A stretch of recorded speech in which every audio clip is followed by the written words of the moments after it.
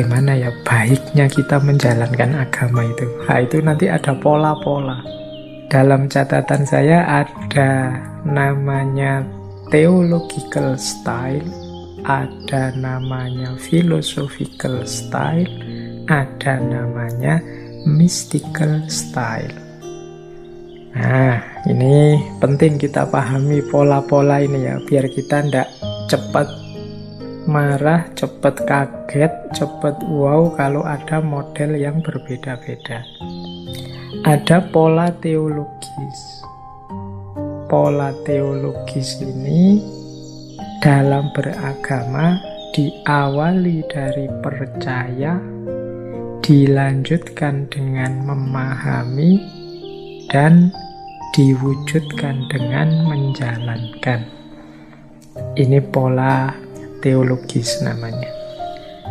Sebenarnya sebelum teologis ada, cuma tidak saya sebut di sini karena ini berhubungan dengan religious thinking, jadi pola sebelumnya tidak saya sebut. Ada pola orang itu yang hanya percaya dan dijalankan dalam beragama. Pokoknya dikasih tahu ini loh yang harus dilakukan, dijalankan. Nah, itu gaya sebelumnya. Cuma di level religious thinking ini, berpikir agama itu pola paling awal itu modelnya pola teologis. Pola teologis itu orang percaya dulu, beriman dulu, meyakini dogma-dogma agama, ajaran-ajaran agama. Setelah itu dipahami, didalami ilmunya. Ini dasarnya apa, dalilnya apa, kemudian strategi mewujudkannya, menjalankannya seperti apa, dan lain sebagainya. Jadi setelah diimani, didalami, dipahami, baru kemudian dijalankan. Ini gaya teologis namanya. Jadi ilmunya dipakai, wawasannya dipakai, untuk akalnya dipakai untuk memahami apa yang sudah dipercaya sebelumnya. Baru setelah itu dijalankan. Ini gaya pertama, namanya theological style. Gaya kedua ini namanya philosophical style. Ini yang gaya filosofis. Para filosof itu kan selalu diawali dari bertanya atau mempertanyakan. Nah, jadi mental filosofis itu sebelum percaya biasanya ingin mendalami dulu, memahami dulu. Jadi mencari dasarnya dulu, mencari argumennya dulu, baru kemudian dia percaya. Kalau sudah percaya, baru dijalankan. Ini gaya filosofis. Ya mungkin ada sebagian kita yang tidak setuju, ya tidak bisa Pak, beragama itu ya diawali dari beriman dulu, percaya dulu. Tapi memang kita tidak bisa menolak ada orang-orang itu yang butuh memahami dulu, perlu mendalami dulu sebelum percaya. Dia tidak mudah percaya sebelum dia menggali dulu, menemukan kebenaran-kebenarannya dulu, menemukan dasar-dasar dan argumentasinya dulu. Ya kita tidak bisa memaksakan versi kita sama persis dengan versinya orang lain. Berarti ini penting juga untuk teman-teman yang mungkin aktivitasnya berdakwah, mengajak orang ke dalam agama. Kalau gaya teologis itu memang mungkin lebih dikedepankan persuasi, provokasi, dorongan agar orang tertarik untuk percaya. Tapi kalau ketemu orang yang gayanya filosofis, itu mau tidak mau harus kita tunjukkan dasar, argumen, kemudian alasan-alasan yang memadai, dan lain sebagainya. Sampai dia paham, baru kemudian percaya. Kalau sudah percaya, dia akan menjalankan. Karena kalau dia tidak paham, dia tidak akan mau percaya dan tidak akan mau menjalankan. Ini orang gaya filosofis. Di para filosof itu kan memang punya watak dari mitos ke logos. Mereka tidak mau kalau hanya model disuruh percaya begitu saja. Mereka menuntut argumen. Ya, dua-duanya sama-sama baik. Karena toh pada akhirnya Apakah diawali dari kepercayaan baru memahami, ataukah memahami baru percaya? Ini kan dua-duanya proses yang sama-sama saling melengkapi, dan memang tipe orang beda-beda. Nah, berarti apa? Cara berpikir religiusnya berbeda antara theological style dengan philosophical style. Dan yang ketiga, nah ini juga khusus. Ini namanya mystical style. Mystical style itu gaya para mistikus, termasuk kalau teman-teman mendalami tasawuf. Mystical style ini seperti teologis, orangnya percaya dulu kalau ada entitas-entitas ilahiyah, ketuhanan, keberagamaan, religiusitas, spiritualitas ini dia sudah percaya dulu. Kemudian dijalankan, baru dipahami. Jadi pemahaman itu kalau dalam dunia tasawuf lebih banyak pada hasil pengalaman keagamaan. Jadi pemahamannya jatuh pada yang terakhir. Jadi kalau philosophical style, pemahamannya di awal. Kalau theological style, pemahamannya di tengah. Setelah percaya baru dipahami. Tapi mystical style itu beriman, dijalankan, diperdalam sedalam mungkin dalam menjalani itu, baru kemudian dipahami, diungkapkan. Jadi pemahaman mereka tentang ketuhanan, pemahaman mereka tentang ajaran agama itu diperoleh banyak dari pengalaman.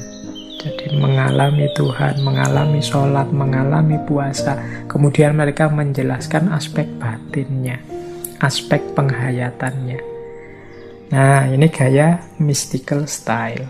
Jadi berarti apa kalau dalam dunia tasawuf, dunia mistik, akal itu bekerja belakangan setelah menjalankan. Dia berfungsi memahami apa yang dialami dan dihayati dari pengalaman beragama. Sementara kalau filsafat itu akal kerjanya di awal. Philosophical style itu akal kerjanya di awal. Dia mencari argumen-argumen, mencari dasar, mencari alas yang bisa mendukung nanti membawa pada kesimpulan dia harus percaya, dia harus mengakui, dia harus beriman. Ini gaya filosof. Dan ada gaya teologis. Gaya teologis ini beriman dulu, percaya dulu, kemudian kerja akal itu dalam rangka menunjukkan, mendukung, membenarkan apa yang sudah dipercaya tadi. Baru setelah itu dijalankan. Jadi ini tipe-tipe yang penting kita pahami. Mungkin masing-masing orang beda-beda. Mungkin gaya setiap orang juga macam-macam. Ada yang gaya teologis, filosofis maupun mistik dalam berreligious thinking, berpikir tentang agama. Oke, jadi ini asumsi pertama. Ternyata cara berpikir juga ditentukan oleh pola yang dipercaya dalam mendayagunakan akal. Apakah di awal, ataukah di tengah, ataukah di akhir. Baik, saya lanjutkan. Nah, ini satu teori juga tentang kesadaran beragama. Jadi kemampuan seseorang melakukan religious thinking, berpikir religius, itu juga ditentukan oleh kesadarannya dalam beragama. Jadi level kesadaran beragama setiap orang itu ternyata beda-beda. Mungkin di beberapa kesempatan pernah saya sampaikan materi ini tentang level kesadaran beragama. Orang beragama itu ada yang kesadarannya adalah kesadaran formalistik. Ada pula yang kesadarannya adalah kesadaran intelektualistik. Ada yang kesadarannya kesadaran mistik. Dan yang terakhir, ada yang kesadarannya adalah kesadaran profetik. Ini istilah Kesadaran profetik ini saya ambil dari filosof Muslim India Pakistan, yaitu Muhammad Iqbal. Nah, mari kita urai satu-satu. Kita pakai untuk membaca diri kita. Ada di kesadaran yang mana? Yang pertama-tama tetap diri kita ya. Nanti teori-teori di sini jangan pertama-tama dipakai untuk nembak orang, untuk menjatuhkan orang. Tapi justru pertama harus kita pakai untuk mengoperasi diri kita sendiri. Kita ini ada di level yang mana? Level paling dasar dari kesadaran beragama adalah kesadaran formalistik. Kesadaran formalistik itu fokus pada apa yang harus dijalankan, apa yang harus dijauhi, apa yang harus aku lakukan, apa yang jangan aku lakukan. Jadi fokus pada bagaimana mematuhi perintah dan menjauhi larangan saja. Jadi aspek formal ajaran. Jadi agama nyuruh apa, yaitu yang aku jalankan. Melarang apa, yaitu yang aku jauhi. Titik, hanya sampai di situ saja. Ini orang menyebutnya kesadaran formalistik. Tidak salah, justru memang awalnya memang ini. Kalau tidak ada kesadaran dasar ini, ya komitmen keberagamaannya nanti dipertanyakan. Tapi berhenti hanya pada formalitas ajaran, nanti muncul berbagai kesulitan-kesulitan. Nah, nanti akan jelas kalau di depannya. Jadi yang jelas, kesadaran paling dasar ini memang kesadaran formalistik, formalisme beragama. Hari ini kan banyak orang mengkritik formalisme beragama yang hanya fokus pada formalitas ajaran saja. Ini bukan sesuatu yang salah sebenarnya, tapi tidak cukup hanya itu untuk beragama secara matang dan dewasa. Harus naik level sedikit, jangan hanya berhenti pada formalitas ajaran agama. Nah, kalau sudah beres dengan aspek formalitas, mari naik satu level, yaitu aspek intelektualitasnya. Jadi, aspek intelektualitas ini menegaskan bahwa kita beragama itu secara sadar, tahu dasarnya. Kalau agama, orang sering menyebut tahu dalilnya, ngerti argumennya. Jadi ketika saya melakukan ini atau menjauhi melakukan itu aku ngerti alasannya, aku ngerti dasarnya. Nah, ini kesadaran beragama yang sudah naik level intelektualitas. Jadi yang tadi dijalankan sesuai dengan perintah atau larangan, itu sekarang aku tidak sekedar berjalan sekedar menjalankan sesuai yang diperintah atau dilarang, aku juga tambah sadar karena aku ngerti dalilnya. Bahkan kalau dalam tradisi filsafat kita kenal istilah hikmah. Aku bisa mengungkap hikmahnya. Jadi aku ngerti dasarnya, aku paham hikmah-hikmahnya. Nah, ini kesadaran intelektual ini membuat apa yang kita lakukan itu tambah mantap. Jadi tidak ragu-ragu lagi. Sekarang aku ngerti dasarnya, argumennya, dalilnya, dan juga paham hikmah apa di balik apa yang aku lakukan dan apa yang aku jauhi. Nah, ini kesadaran kedua, level intelektualistik. Ya tentu saja antara kesadaran formalistik dan intelektualistik, pendaya gunaan akalnya dalam berpikir religius berbeda. Jadi kalau yang formalistik mungkin tidak terlalu banyak bekerja akal kita, tidak terlalu banyak bekerja pikiran kita, tinggal memahami apa yang diperintah kemudian menjalankan. Aku disuruh apa sih? Nah, cuma di level ini. Oh, disuruh ini karena ini perintahnya agama, ya sudah aku jalan. Aku disuruh apa sih? Oh, disuruh itu, dilarang itu, ya sudah aku jalan. Jadi kerja akal tidak banyak kalau hanya formalistik. Hanya saja akan lebih mantap kesadaran beragama kita kalau naik ke level intelektualistik. Karena kalau hanya berhenti di level formalisme, tanpa kita tahu dasar, argumen, hikmah, arah, tujuan, dan lain sebagainya, khawatirnya nanti kita terjebak pada kekakuan-kekakuan berpikir yang membuat kita tidak sadar bahwa yang kita lakukan itu ternyata tidak pas, ternyata keliru, ternyata ada banyak variasi lain yang berbeda-beda dari para ulama yang berbeda. Ternyata kita jadi kaku, tidak luas. Ini juga berpengaruh dalam kehidupan beragama kita. Maka ya kalau memang ada kemampuan, ada waktu, disinilah pentingnya kita nambah ilmu terus, belajar terus. Paling tidak tentang hidup kita sendiri. Agama yang kita yakini, kita jalankan itu kan hidup kita. Kalau dalam filsafat kan kita dilarang hidup dengan asal saja. Nah, di antara bentuk keseriusan kita beragama itu ya tidak sekedar berhenti di level formalistik, tapi kita naik ke level intelektualistik. Yang ketiga, level kesadaran beragama ini lebih tinggi lagi. Namanya, saya tidak tahu teman-teman setuju atau tidak, namanya kesadaran mistik. Kalau kita kan lebih akrab dengan istilah tasawuf, tapi tidak apa-apa ya, kita ambil dari istilah mistik, dunia batin.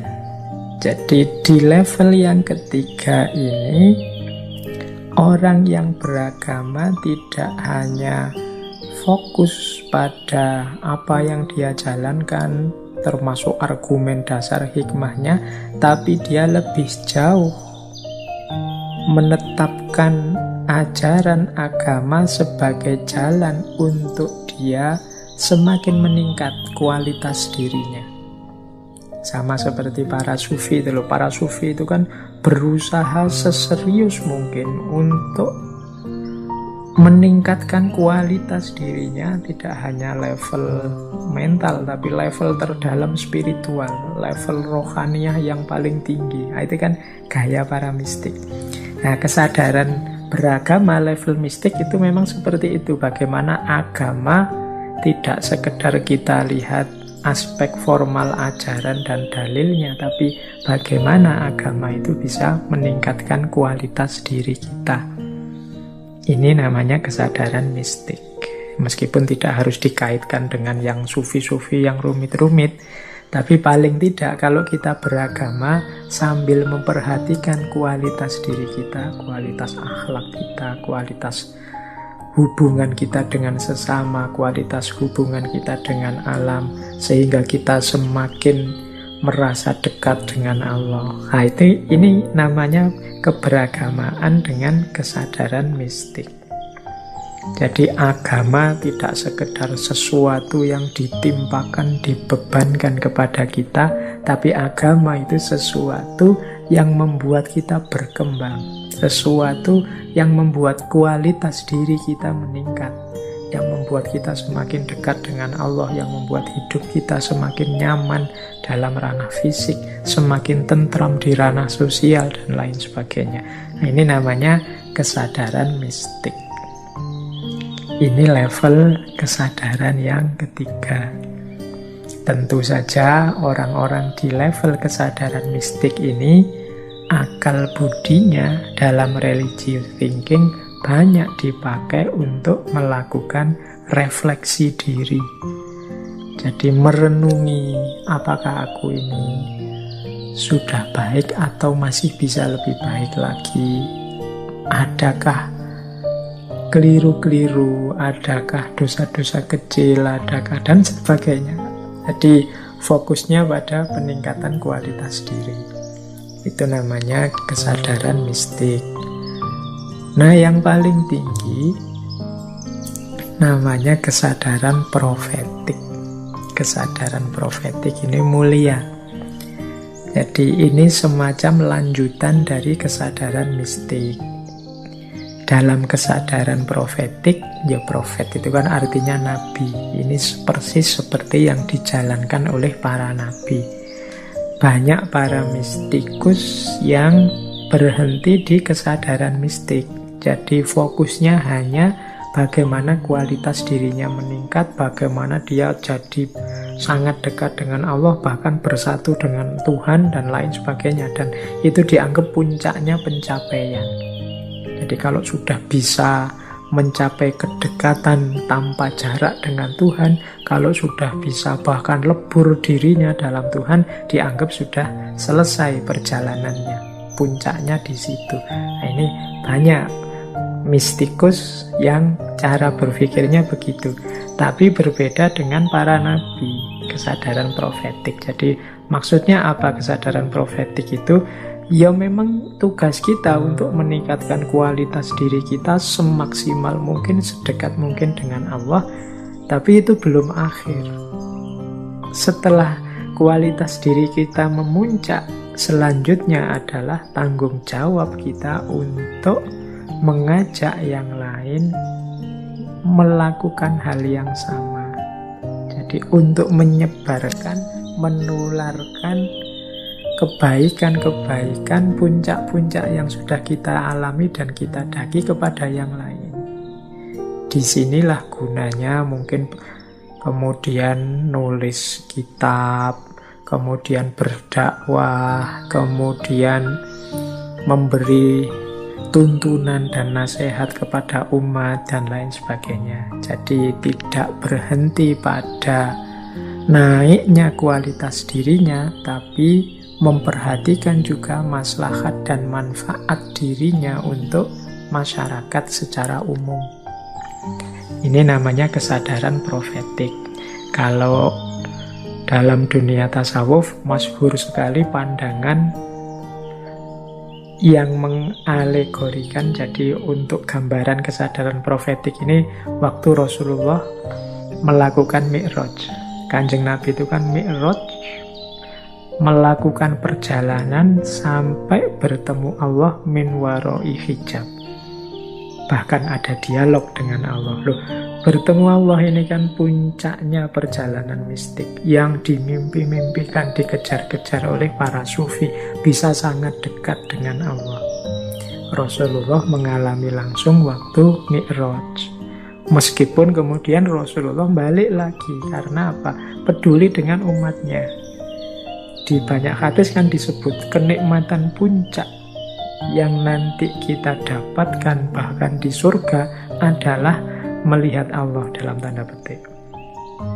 Nah, Rasulullah sudah mengalami itu. Harusnya kalau sudah mengalami kenikmatan puncak itu selesai sudah. Tapi karena cintanya pada umatnya, Rasulullah balik untuk berdakwah, untuk mengajak orang melakukan perjalanan yang sama menuju Allah. Jadi karena cintanya pada umat, meskipun sudah mengalami puncaknya kenikmatan, tetap kembali lagi. Ini namanya kesadaran profetik.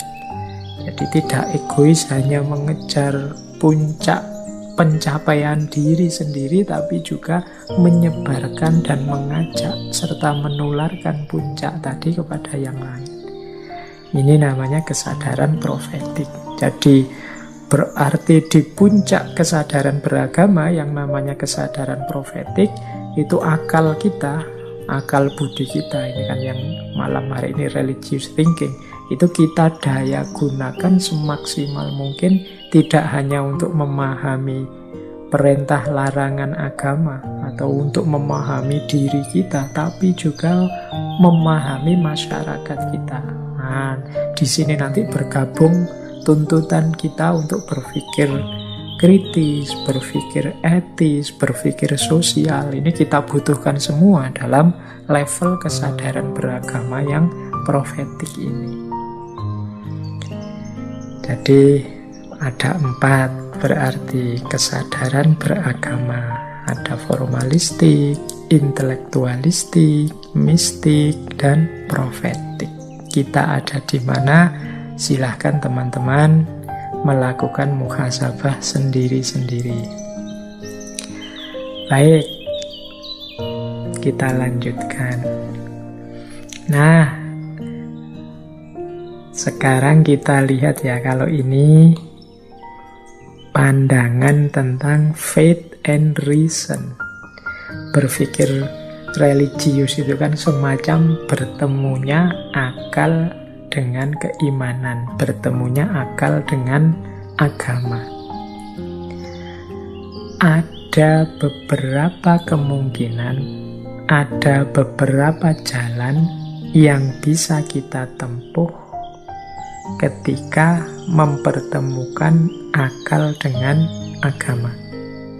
Jadi kan banyak orang yang sama sekali anti dengan akal dalam beragama. Padahal kalau akal kita tidak hidup, ya keberagamaan ini tidak akan hidup.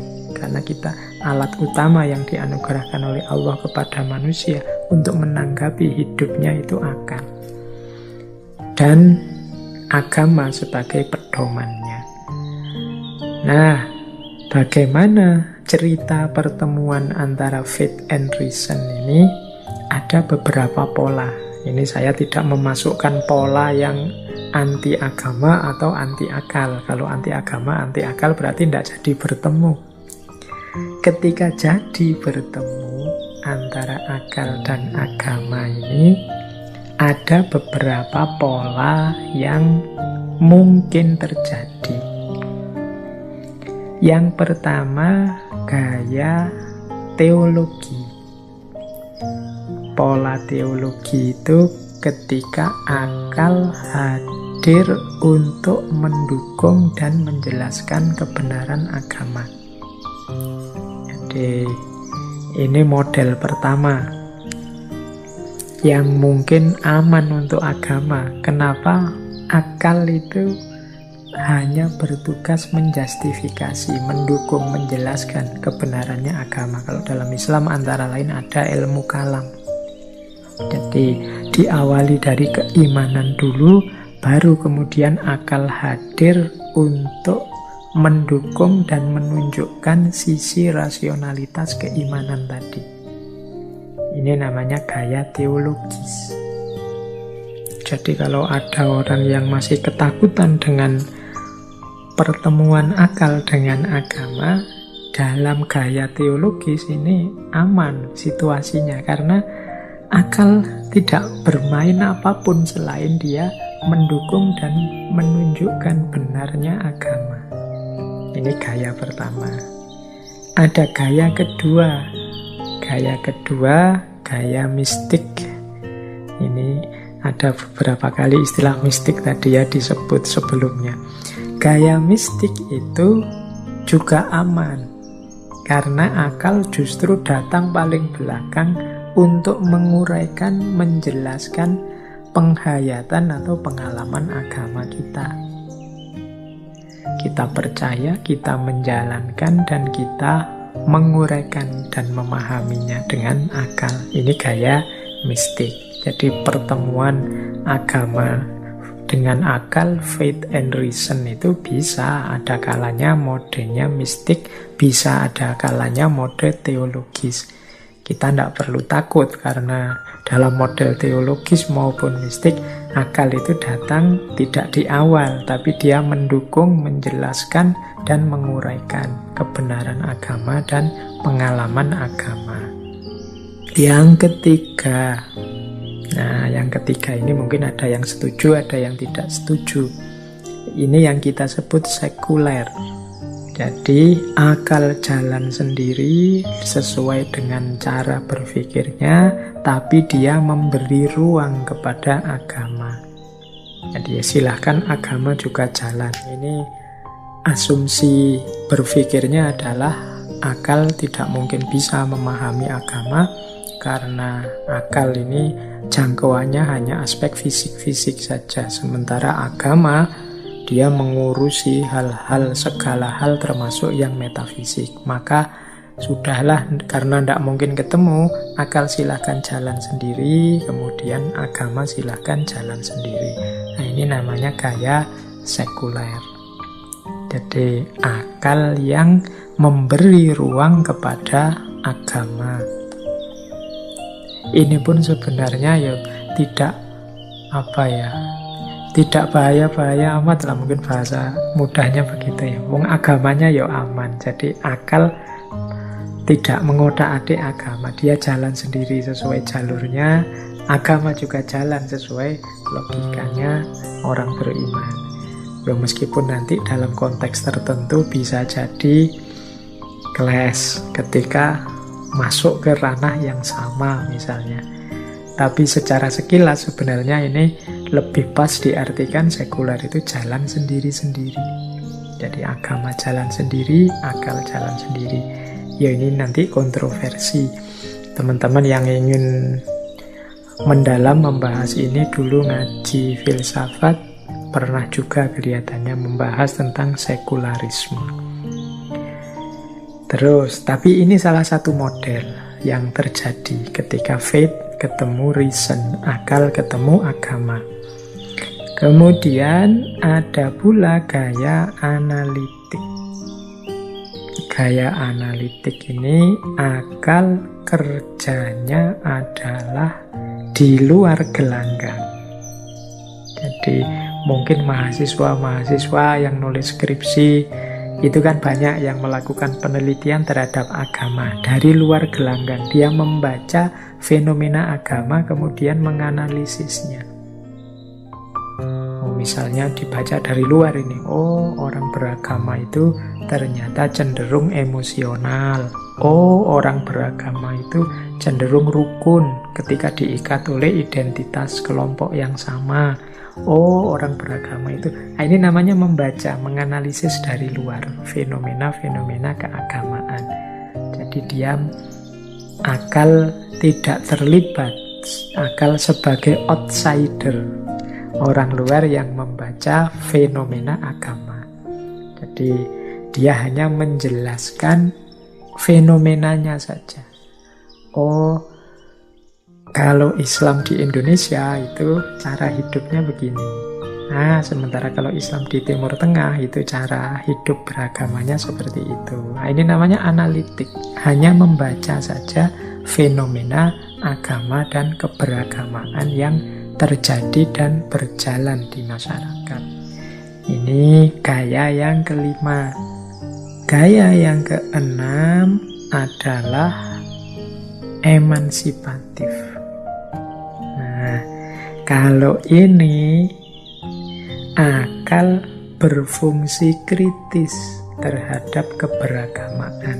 Nah, ini mungkin ada yang tidak setuju kalau yang nomor 6 ini. Tapi maksudnya yang nomor 6 ini seringkali keberagamaan seseorang itu tidak selaras, tidak nyambung dengan ideal-ideal agama yang diyakininya. Disinilah nanti akal masuk untuk menjalankan fungsi kritisnya. Misalnya begini loh, misalnya, oh katanya cinta damai agamanya, tapi kok isinya malah mancing-mancing perkara.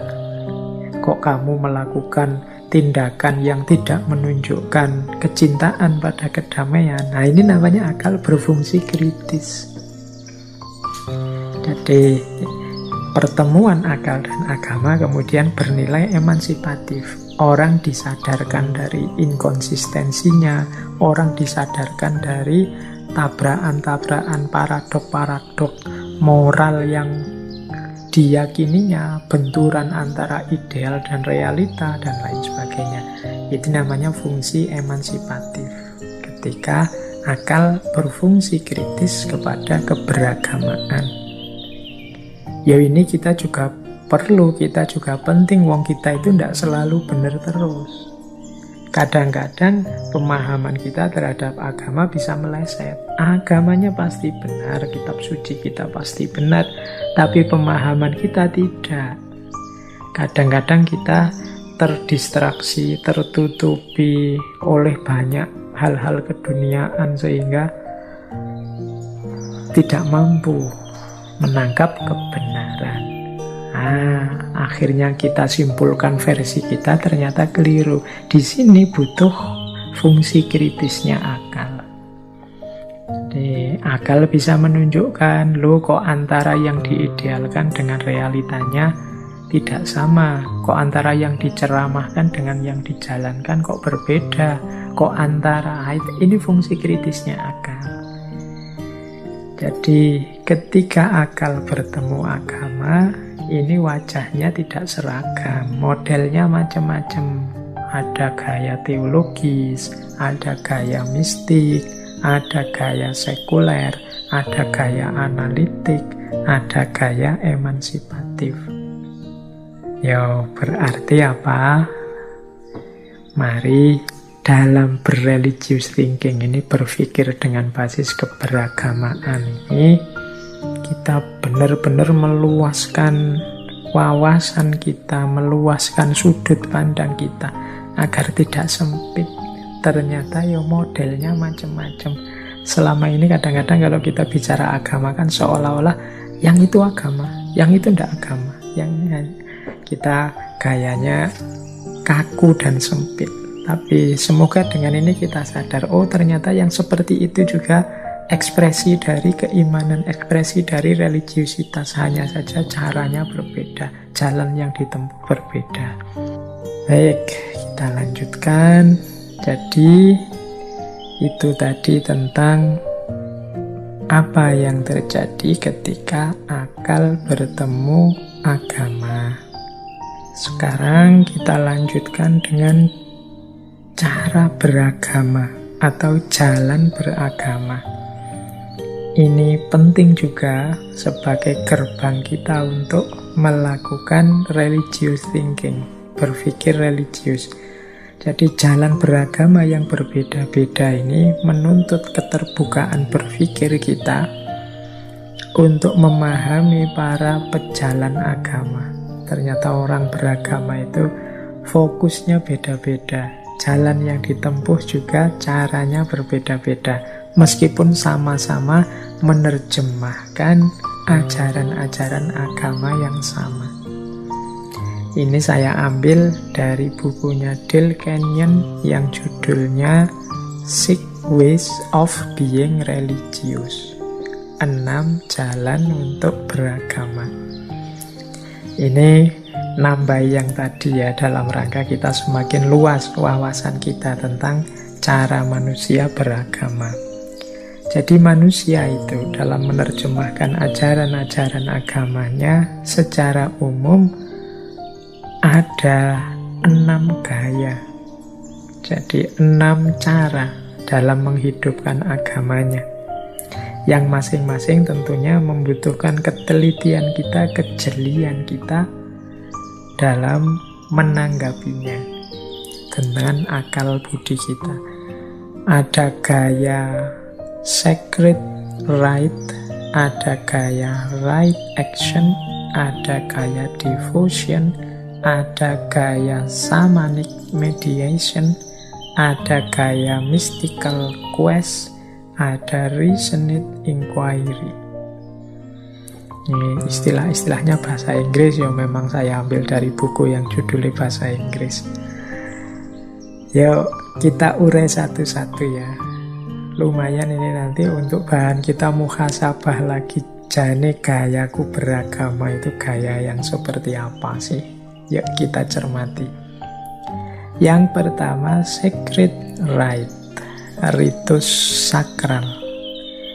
Ini orang beragama yang lebih fokus pada ritual-ritual, pada ibadah-ibadah, berdoa, sholat, puasa. Jadi fokus pada sacred rite. Ini mungkin mudahnya kalau dalam Islam ya pada fikih orientation, fikih minded. Jadi fokus pada apa yang harus aku lakukan, ibadah apa, ritual apa yang harus aku jalankan sebagai seorang beragama. Tiap hari fokusnya ke situ. Yang di sini kalau dalam Islam kemudian ada mana yang haram, mana yang halal dijalankan, mana yang boleh saja, mana yang dibenci makruh, mana yang jangan sama sekali haram, dan lain sebagainya. Nah ini orientasi pertama. Banyak orang beragama fokusnya ke sini. Ini tidak ada benar salah ya, ini sebenarnya memang cara saja. Biasanya masing-masing orang itu ada fokus-fokus, titik-titik tekannya. Ini makanya tadi saya bilang ini bekalnya teman-teman untuk muhasabah. Aku itu selama ini ada di mana ya? Dan tidak dosa kalau ketemunya, wah saya ternyata lebih banyak fokus ke fikih. Ya enggak apa-apa. Hanya saja setelah ngerti ini, kita lebih terbuka. Mungkin membuka diri kita untuk menjelajahi wilayah yang lain, atau setidaknya kita mau menerima, mau bertoleransi kalau ada saudara kita, teman kita yang gayanya berbeda. Jadi gaya pertama itu lebih fokus pada ritual-ritual, aktivitas-aktivitas formal keagamaan. Yang kedua, ini fokus pada right action. Right action ini tindakan baik. Atau kalau dalam Islam, ini orang beragama yang titik tekannya pada akhlak. Sangat peduli, sangat concern dengan akhlak. Jangan sampai aku melakukan tindakan yang tercela, yang mazmumah. Apa yang sehari-hari aku lakukan harus tindakan yang terpuji. Nah, ini akhlak. Jadi, aku harus mahmudah, jangan mazmumah. Right action. Kan banyak saudara-saudara kita mungkin yang hari ini sibuk juga dengan akhlak, tidak hanya fikih. Jadi bagaimana kita itu juga harus baik dengan sesama kita, tidak sekedar fokus fikih yang membahas hubungan kita dengan Tuhan saja. Wong kita ini juga manusia yang berelasi dengan yang lain. Maka perilaku akhlak yang baik pada orang lain jadi kunci. Nah, ini jalan beragama gaya kedua. Gaya right action. Fokus pada akhlak apa saja yang harus aku hidupkan dalam menjalankan perintah agama. Ini bagi orang-orang kelompok kedua ini orientasi moral menjadi dasar paling penting dalam beragama. Tidak sekedar fikih. Yang ketiga, devotion. Devotion ini fokus pada perasaan pasrah, sepasrah-pasrahnya, perasaan yang sangat mendalam kepada Tuhan. Jadi orang-orang yang ketiga ini mempersembahkan hidupnya hanya untuk Allah saja. Ini yang kadang kita sebut ikhlas. Jadi hidup untuk mengabdi pada Allah, devotion. Jadi disuruh apapun oleh Allah dijalankan, dilarang apapun dihindari. Ini devotion namanya. Jadi fokus pada aspek batin yang pasrah dan ikhlas kepada Tuhan. Ada orang beragama itu yang gayanya seperti ini. Wis yang penting ikhlas, pasrahkan saja semua kepada Allah.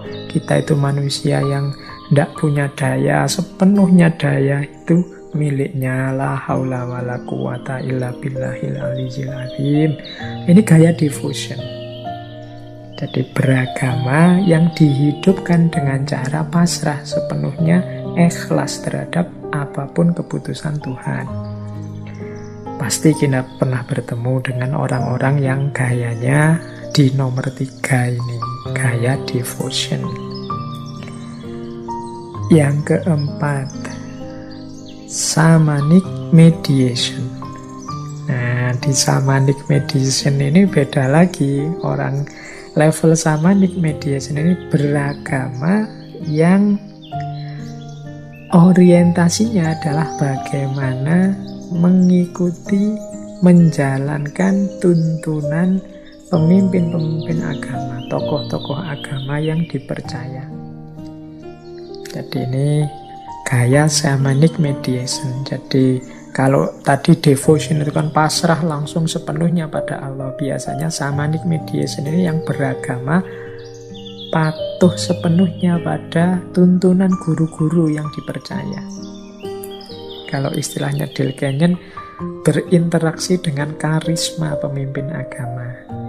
Diakui atau tidak, di sekeliling kita juga banyak orang-orang yang tunduk takluk pada tokoh-tokoh yang dianggap sangat ahli, sangat paham agama. Jadi untuk berhubungan dengan Tuhan, Dialah yang kita mintai petunjuk, kita mintai tolong. Ini gaya shamanic mediation. Kan banyak di masyarakat kita itu, mungkin juga termasuk kita ini merasa awam, kita ini merasa bukan ahli agama. Jadi kita membutuhkan mereka untuk berhubungan dengan Tuhan. Kita perlu doa mereka, kita perlu tuntunan mereka, dan lain sebagainya. Ini gaya shamanic mediation, gaya beragama yang keempat. Ini tidak seperti saya bilang tadi ya, tidak positif juga tidak negatif. Tergantung nanti pemimpin agama karismatik yang diikuti siapa. Ini nanti parameternya bisa beragam. Tapi yang jelas memang ada orang-orang tertentu yang pola keberagamaannya dia pasrah dan patuh pada orang yang dia percaya, otoritas yang dia percaya. Kemudian yang kelima, kalau ini teman-teman mungkin akrab ya, ini gayanya para sufi, para darwis. Jadi gaya mystical quest, beragama yang fokus pada pengalaman keagamaan, pengalaman asyik bersama Tuhan. Jadi tidak sibuk dengan dalil-dalil, tidak sibuk dengan apalagi tokoh-tokoh dan lain sebagainya. Dia ini sukanya adalah menghayati dan mengalami agama, melakukan penjelajahan sendiri dalam agama. Ini namanya gaya mystical quest, seperti para sufi yang sibuk mendaki makom-makom, menunggu akhwal dari Allah, yang sibuk takhalli, tajalli. Ini kan pengalaman-pengalaman berhubungan langsung dengan Tuhan, berhubungan dengan Allah kalau dalam Islam. Jadi ini gaya yang kelima, gaya beragama. Di sekeliling kita pasti ada orang-orang yang gayanya seperti ini. Dan yang keenam, reasoned inquiry. Kalau ini orang pinter, intelektual, beragama yang fokus pada aspek intelektualitasnya, reasoningnya, rasionalisasinya, mengungkap sisi-sisi rasional dari ajaran agama. Ini gaya yang keenam. Dari 6 gaya ini tentu saja mode berpikirnya beda-beda. Kalau yang gaya sacred rite, gaya ritual, cara berpikirnya lebih banyak cara berpikir peribadatan. Kalau dalam Islam nalarnya nalar fikih. Jadi apa-apa difikirkan aspek fikihnya. Kalau yang right action ini nalarnya nalar akhlak, moral. Mana yang lebih moral? Ini seperti kita membahas 2 minggu yang lalu. Berpikir etiknya, cara berpikirnya etik. Kalau orang gaya beragamanya right action. Kalau yang devotion, ini cara berpikirnya agak fatalistik. Fatalistik itu kan pasrahkan semuanya saja kepada Allah, serahkan saja semuanya saja kepada Allah. Ini gaya devotion, rasa mendalam saat berhubungan dengan Allah. Maka akal ditundukkan, dipasrahkan kepada Allah. Ini cara berpikir model devosionik tadi. Kalau shamanic mediation, ini cara berpikirnya adalah cara berpikir otoritarianistik. Jadi sesuai dengan otoritas yang dia percaya. Jadi manusia itu kan terbatas. Kita itu dalam banyak hal sebenarnya menggunakan cara berpikir otoritarianistik. Jangan diketawakan orang-orang shamanic mediation ini. Kita juga dalam hidup kita, meskipun mungkin tidak dalam agama, di banyak bidang yang lain, kita itu punya, dalam tanda petik otoritas-otoritas yang sepenuhnya kita ikuti. Misalnya kalau kita sakit, berobat ke dokter, itu kan kita sepenuhnya percaya pada dokter kita. Urusan laptop rusak, kita serahkan ke bengkel, itu kan kita percaya otoritas namanya. Jadi akal budi kita di model jalan beragama yang keempat ini, shamanic mediation ini, kita gunakan untuk mencari otoritas-otoritas yang tepat. Dan bagaimana cara mematuhi otoritas-otoritas tadi. Sementara dalam mystical quest, dalam penjelajahan mistik, cara berpikir kita adalah cara berpikir yang menguraikan, mengungkapkan pengalaman batin. Jadi bagaimana sesuatu yang subjektif, yang semula hanya kita rasakan, sekarang kita ungkapkan, kita sampaikan. Nah, ini fungsinya berpikir religius dalam mystical quest, dalam rangka mengungkap pengalaman-pengalaman mistik berdasarkan kemampuan rasional kita. Kalau dalam reasoned inquiry, ini pemahaman rasional terhadap agama. Kalau ini otomatis kerjanya sepenuhnya kerja akal intelektual. Mungkin kita melakukannya lewat buku-buku, diskusi, kajian, ini mendalami agama secara intelektual. Anak-anak kampus yang sibuk dengan materi-materi agama, mungkin jurusannya agama, itu banyak melakukan reasoned inquiry. Jadi penelaahan rasional. Jadi inilah 6 jalan beragama. Ini mengambil teorinya Dale Kenyon tadi, 6 ways of being religious. 6 jalan seorang itu disebut religius, jalan beragama. Nah, teman-teman boleh introspeksi, aku itu ada di mana, atau jangan-jangan tidak hanya di satu titik, ada di beberapa titik. Ya silahkan saja teman-teman menelaah dirinya masing-masing.